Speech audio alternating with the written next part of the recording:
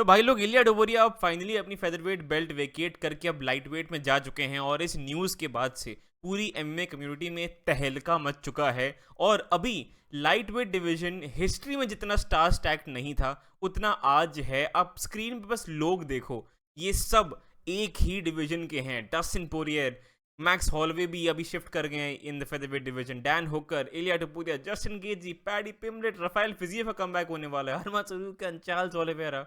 इतना stacked division. और जब मैं स्टैक्ड बोल रहा हूँ, मैं सिर्फ स्किल की बात नहीं कर रहा हूँ, मैं ओवरऑल स्टार पावर की बात कर रहा हूँ। इतनी बड़ी फाइट्स लाइट वेट में अब बन सकती हैं।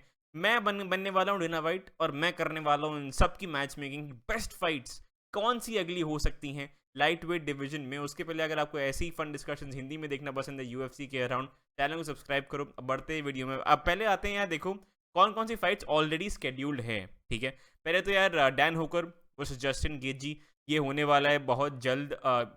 मैं यार भूल ही गया क्या कौन सा पेपर व्यू था। आई थिंक यूएफसी 313 या 314, इन दोनों में से एक में ये स्केड्यूल हो चुका है। और मतलब काफ़ी लोग ये बोल रहे हैं कि इसके विनर को टाइटल शॉट मिलेगा। I don't think so, to be honest. मतलब मैं ये चाहता भी नहीं हूँ, मुझे नहीं लगता ये दोनों टाइटल शॉट के लिए इस समय एटलीस्ट रेडी होंगे। या जस्टिन गेजी लास्ट फाइट में ब्रूटली नॉकआउट हुए हैं यार, कम ऑन। ये एक फाइट तो शेड्यूल है ही। उसके अलावा माइकल चैंडर वर्सेस पैडी पिमलेट, ये बहुत बढ़िया फाइट है एक्चुअली। माइकल चैंडर अब फाइनली अपने रैंकिंग से नीचे फाइट करने वाले हैं। आज भी वो रैंक 7 है। बहुत ज़्यादा फेवरेबली ट्रीट हुए हैं माइकल चैंडर अपने करियर के थ्रू आउट, बट ठीक है, कोई बात नहीं, फन फाइटर वगैरह वगैरह। बट पैडी पिमलेट को ये बहुत बढ़िया चांस मिल रहा है। फाइनली वो एक प्रोस्पेक्ट की लाइट में जो इतने दिन से थे, अब फाइनली वो ऊपर आने वाले हैं, रैंक 7 से फाइट करने वाले हैं। तो ये दोनों फाइट शेड्यूल हुई हैं। कुछ कुछ मेरी जो मैच मेकिंग होगी वो इन पे डिपेंडेंट रहेगी, तो उसके मैं अभी कुछ देर में बात करूंगा। पहले तो आते हैं यार जो सब सोच रहे हैं, जैसे इसके बारे में सब जानना चाह रहे हैं, इलिया टपोरिया। इलिया टपोरिया की अगली फाइट क्या होने वाली है। देखो यार, होली ग्रेल इस्लाम माखाचेव है। यूएफसी को यही फाइट बनानी चाहिए। इस्लाम माखाचेव के लिए भी कोई और ओपोनेंट नहीं है। अरमान सरूक्यान थे, उन्होंने वो अपना चांस मिस कर दिया। एंड डिना वाइट बहुत क्लियर थे ये बोलने में कि उनको अगला टाइटल शॉट नहीं मिलेगा। अब देखो, इस्लाम माखाचेव बहुत दिन से बोल रहे हैं कि यार इलिया को मतलब पहले अर्न करना चाहिए टाइटल शॉट, अर्न करना चाहिए title shot. At the end of the day वो यूएफसी एम्प्लॉई है। अगर यूएफसी ने बोला कि भाई ये फाइट है तो वो वही फाइट करवाएंगे। एंड इलिया टपोरिया को, लेकिन यार अगर उनको मिल रही होती ये फाइट तो शायद वो बेल्ट ना छोड़ते। लेकिन अपेरेंटली यूएफसी ने भी एक रूल लगा दिया कि अब डबल चैंप्स नहीं होंगे तुमको। अगर एक एक डिवीजन ऊपर फाइट करनी है, लास्ट वाली अपनी बेल्ट छोड़ो फिर ही जाओ। तो बहुत सारे कॉम्प्लिकेशंस है, क्या नेगोशिएशन चल रहे हैं इन द बैक एंड पता नहीं, बट मोस्टली यही फाइट बननी चाहिए। लेकिन अगर ना बनी, बहुत लोग का ये कहना है कि यार इलिया टपोरिया अभी डिजर्व नहीं करते हैं, तो उनको किसी और से फाइट करनी चाहिए। May be not Islam Makhachev. अगर इस्लाम माखाचेव नहीं है, और बहुत लोग बोल रहे हैं कि डस्टिन पोरियर से फाइट कराओ, मैंने कहा क्यों? नंबर 1 कंटेंडर फाइट है ना, नंबर 1 कंटेंडर फाइट करवाओ ना फिर। Islam Makhachev versus Charles Oliveira. मैंने ये पहले भी एक वीडियो में कहा था, आई डोंट थिंक चार्ल्स ओलिवेरा का स्टॉक बहुत ज़्यादा भी हाई है इस समय। 2 फाइट पहले अरमान से हारे थे। एंड उस फाइट में मतलब वेरी ऑनेस्टली चार्ल्स ओलिवेरा ने बहुत क्लोज सबमिशन में उन्होंने उनको कैच किया था। और उसके अलावा ऑन द फीट वो बहुत टिमिड थे, कुछ भी नहीं हुआ पूरी पूरी फाइट में उसके अलावा। बस उसके बाद वो होल्ड हो गए, एल्बो वगैरह खा गए।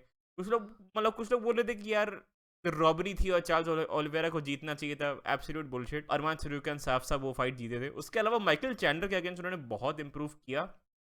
लेकिन माइकल चैंडर के अगेंस्ट विन लेके एक टाइटल शॉट मेरे ख्याल से इन माय ओपिनियन नहीं मिलना चाहिए। But UFC just makes next best business decision. लेकिन यार इलिया टपोरिया को एक कंटेंडर से ही फाइट कराना है, चार्ल्स ओलिवेरा से कराओ, बहुत बैंगर मैचअप है। डस्टिन पोरियर को एक अकेली फाइट करनी है, मैं उनको नॉकआउट होते हुए नहीं देखना चाहता हूँ। ठीक है, इलिया टपोरिया उसे चार्ल्स ओलिवेरा नंबर 1 कंटेंडर के लिए, अगर इलिया टपोरिया वर्सेस इस्लाम माखाचेव नहीं बन रहा है, यही फाइट बननी चाहिए फर्स्ट, लेकिन नंबर 1 कंटेंडर के लिए जून वगैरह में आप करा दो। उसके अलावा आते हैं डस्टिन पोरियर की एक्चुअल रिटायरमेंट फाइट क्या हो सकती है। ठीक है, इलिया टपोरिया नहीं, आई डोंट थिंक यूएफसी भी ये करेगा, क्योंकि गलती से भी अगर अगर अगर डस्टिन पोरियर इलिया से जीत गए फिर क्या? डस्टिन रिटायर्ड, इलिया कहाँ जाएंगे? इलिया की स्टार पावर पिट गई। अब वो फेदरवेट चैंपियन भी नहीं थे, हैं, तो क्या होगा फिर उसके बाद? बहुत ही बड़ा, बहुत ही हाई रिस्क मैचअप है बिजनेस वाइज भी ये यूएफसी के लिए। तो आई डोंट थिंक वो इलिया उसे डस्टिन बनाएंगे। इलिया मतलब डस्टिन, यार देखो यार, सिंपल बात ये है, ठीक है, डस्टिन को नॉकआउट होते हुए मैं नहीं देखना चाहता हूँ। हाँ ठीक है, मैक्स हॉलोवे के पास नॉकआउट पावर है, लेकिन जस्टिन गेजी के अलावा उन्होंने कितने लोगों को नॉकआउट किया भाई क्लीन? बहुत लोग नहीं हैं दुनिया में जिनको मैक्स हॉलोवे हिस्टोरिकली एक पिलो पंचर की तरह जाने जाते हैं। वॉल्यूम पंचर है वो मतलब वो जस्टिन गेजी वाला बस इसे ब्रॉल करने लगे वो एंड में, तो उनको एक चांस नॉकआउट मिल गया। वरना max Holloway is not the kind of person जो लोगों को नॉकआउट करता है। डस्टिन पोरियर और मैक्स हॉलवे की बेस्ट फाइट ये रहेगी। देखो यार, दो बार इनकी फाइट हो चुकी है, ठीक है, एक बहुत पहले हुई थी, एक अभी रिसेंटली हुई थी, लेकिन इन दोनों फाइट्स को समय भी हो गया है। उसके बाद से दोनों के अलग अलग विन्स वगैरह भी आ गए हैं। मैक्स हॉलवे का प्रॉपर एक लाइट वेट पे विन अब जस्टिन गेजी के ऊपर भी आ गया है, वो कंप्लीटली अब शिफ्ट कर गए हैं। तो इसके जो क्या कहते हैं, जो स्थिति या क्या कंडीशंस हैं इस फाइट में अलग होंगी। और मैक्स हॉलवे भी अपने करियर के एंड में ही हैं, वो मतलब उन्होंने क्लियर कर दिया है कि वो फेदरवेट में वापस नहीं जाएंगे, इवन दो इलिया ने ऊपर मूव अप कर दिया है। तो कोई टाइटल रन एट फेदरवेट की पॉसिबिलिटी नहीं है, लाइट वेट पे टाइटल रन की भी पॉसिबिलिटी नहीं है। आई डोंट थिंक मैक्स हॉलवे बहुत बहुत फ्रेल है, वो उनको उठा उठा के पटक पटक के पीट देंगे। अरमान सुरुकान ले लो, आप इस्लाम माखाचेव ले लो, इतने बड़े रेसलिंग हैवी डिवीजन में वो पिट जाएंगे वेरी ऑनेस्टली।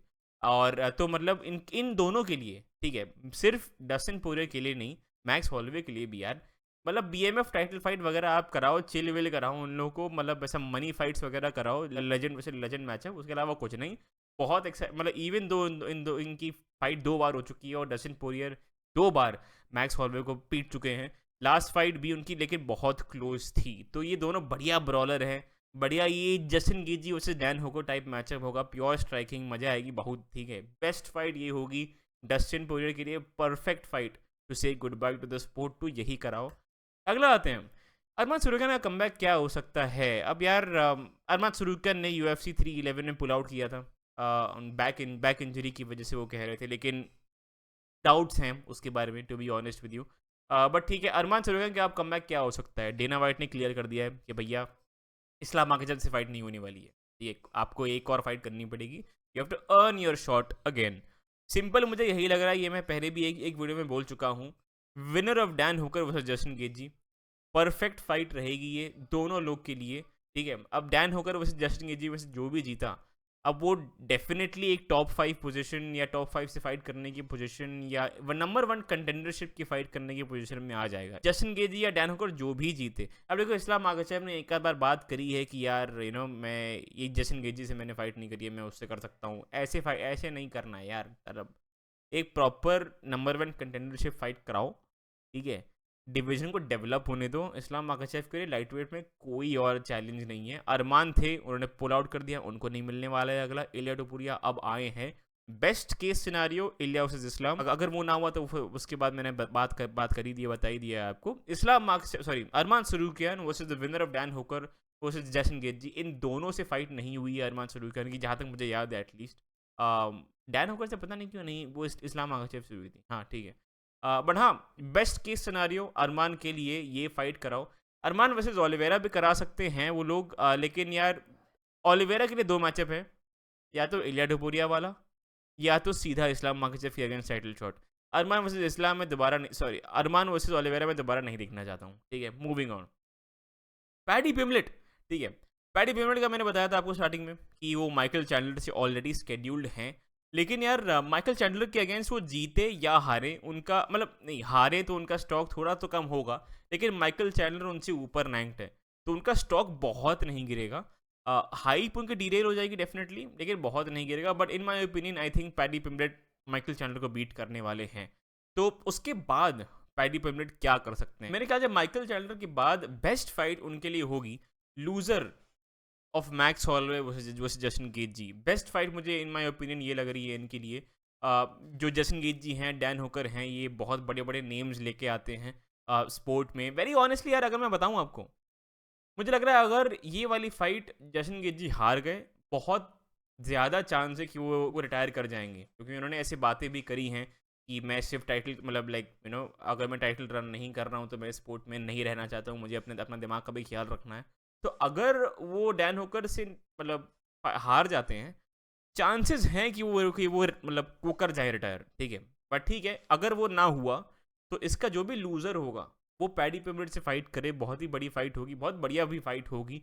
पैडी पिम्बलेट को भी एक लेजेंड से फेस करने का प्रॉपर मौका मिलेगा। माइकल चैंडलर की तरह लास्ट 5 फाइट में 4 हारने वाले इंसान तो नहीं मिलेंगे उनको। तो एक्चुअल नंबर क्या है पता नहीं, लेकिन बहुत हारे है यार माइकल चैंडलर लगातार, ठीक है। बट बेस्ट फाइट ये रहेगी पैडी पिम्बलेट के लिए माइकल चैंडलर को बीट करने के बाद लूजर ऑफ मैक्स डैन होकर वर्सेस जस्टिन कीजी। उसके बाद आते हैं राफेल फिजीव। बहुत टाइम बाद कमबैक मारने वाले हैं। आई थिंक 1.5-2 साल उनका हो गया। लास्ट फाइट उनकी थी मटोश गैम्ब्रॉट के अगेंस्ट। वहाँ पे उनकी नी इंजरी हो गई थी फाइट के बीच में सेकंड राउंड में। बहुत अनफॉर्चुनेट था। मुझे राफेल फिजीव बहुत बढ़िया लगते हैं। मतलब I think one of the most flashiest मतलब बहुत ही एक्साइटिंग और मतलब बहुत ही अलग स्ट्राइकर हैं वो। Not just light weight division but UFC के बहुत अलग अलग स्ट्राइकर हैं। तो बहुत ही फन रहती हैं इनकी फाइट्स। मुझे लग रहा है यार गैमरॉड के अगेंस्ट ही दोबारा बुक करा दो इनको। गैमरॉड भी अभी एक लॉस लेके आ रहे हैं डैन होकर के अगेंस्ट, तो उनको नीचे भी फाइट करा सकती है यूएफसी। और बहुत बड़े वेरी वेरी ऑनेस्टली स्टार भी नहीं है गैमरॉड। एंड इनकी 1-2 महीने पहले एक न्यूज़ तो आई थी कि इन दोनों की फाइट वर्बली एग्री हो गई है, लेकिन फिर उसके बाद कुछ ऑफिशियल कुछ आया नहीं। मुझे लग रहा है यार बेस्ट ऑप्शन नहीं रहेगा, क्योंकि उसके अलावा गैमरॉड को यार या तो आप किससे फाइट कराओगे यार। गैमरॉड वर्सेस आप मोइकानो करवा लो या जो भी करवा लो। बट आई फील लाइक ये बेस्ट ऑप्शन रहेगा राफेल फिजीव वर्सेस गेमर गैमरॉड। मेरी उनके पास एक अनफिनिश्ड बिजनेस भी है। लास्ट फाइट उनकी इंजरी की वजह से खत्म हुई थी। बेस्ट फाइट यही है, करा दो यार प्लीज़। ठीक है, मूविंग ऑन। मोइकानो ये लास्ट होगा, ठीक है। मोइकानो का रिटर्न जो होगा, अब आप लोग जानते ही होंगे इस्लाम माखाचेव ने बढ़िया एक डार्क स्ट्रोक फंसा के उनको पेल दिया था राउंड 1 के अंदर अंदर 2 मिनट के अंदर अंदर। तो यार 3 मिनट के अंदर एक्चुअली। बट ठीक है यार, अगली फाइट उनकी क्या हो सकती है उसके बाद से बात चालू हो रही थी। बहुत ही बढ़िया मोमेंटम लेके आ रहे थे वो इस्लाम माखाचेव की फाइट में, और बहुत फन है। ग्रेट माइक टाइम वगैरह जो भी है उनका, लेकिन आई डोंट थिंक वो कभी चैंपियन बनेंगे टू बी ऑनेस्ट। लेकिन तब भी उनका टाइटल रन देख के बहुत मज़ा आती थी। अब यार अगला मुझे लग रहा है पेनी डारियोशी बुक कर दो, ठीक है। बहुत ज़्यादा ऑप्शंस नहीं है नहीं। अगर आप नीचे देखो तो जेलन टर्नर को वो बीट कर चुके हैं, बेनवा सांडनीस को वो बीट कर चुके हैं। अगर अगर ऊपर भी देखो तो उनको सब मैं मैच में कर चुका हूँ ऑलरेडी, तो कि बचा नहीं है। तो डारियुश मुझे सबसे ऑब्वियस ऑप्शन लग रहा है। डारियुश के पास भी कोई और ऑप्शन है नहीं फाइट करने के लिए। तो मुझे लग रहा है यही फाइट आप रीबुक कर दो, इसके बेसिस पे डारियुश भी डिसाइड कर लें कि उनको यूएफसी में रहना भी है कि नहीं। ये फाइट अगर हार गए, जो आई थिंक वो हारेंगे, I think Moicano is a better fighter than Dariush. तो मुझे अगर डारियुश ये फाइट हार गए तो वो मतलब कर जाएंगे रिटायर। अगर डारियुश जीत गए तो एटलीस्ट उनका एक बढ़िया टाइटल रन शायद दोबारा देखने को मिले। क्योंकि अगर आपको याद हो ना हो, एक टाइम पे मतलब आजकल तो बेनिल डारियुश के बारे में लोग सोचते भी नहीं है, लेकिन वे बैक व्हेन उनको ये हबीब इस्लाम का सबसे इस्लाम का सबसे टफेस्ट मैचअप बोलते थे, क्योंकि डारियुश की रेसलिंग इतनी अच्छी है। उसके बाद से अरमान सरूकन से पिट गए, सॉरी ये पहले चार्ल्स ओलिवेरा से पिटे, फिर अरमान सरूकन से पिट गए, उसके बाद वो पिटते ही आते, मतलब बहुत ही गंदा उनका करियर चला उसके बाद से।